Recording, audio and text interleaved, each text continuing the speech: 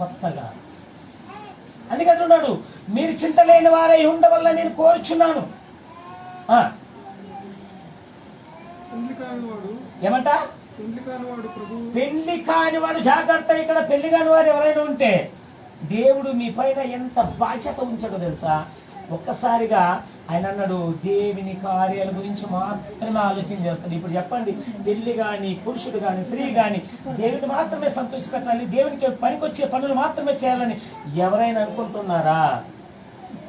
దేవుడు భారం వేశాడు, మీరు చేస్తారని నమ్మకం పెట్టాడు, మీ మీద ఒక భరోసా పెట్టాడు. పెళ్లి కాకపోతే నా పనులు మాత్రమే నీకు చేయాలి, పెళ్ళైన తర్వాత నీకు ఏ కష్టం రాకుండా నేను చూసుకుంటాను అంటున్నాడు. పెళ్లి కాకపోతే ఏం చేస్తాం? ఇష్టానుసారం అంటే వయసులో చేయకపోతే ఎప్పుడు చేస్తాం? సపోజ్ నాకు చెప్పండి, మీరు మార్కెట్కి వెళ్తారు, 1 కిలో వంకాయలు తీసుకుంటారు. అట్లా తీసుకుంటారా ఏమన్నా బాగా మంచిగా చెప్తుంటారా? చెప్పండి, నా మాట మీకు అర్థమైతే మంచిగా వేరుకుంటారు. ఫోన్లో తెచ్చుకున్నారు, చూడకుండా అలాగే కోసేసి వండేస్తారా? ఏం చేస్తారు?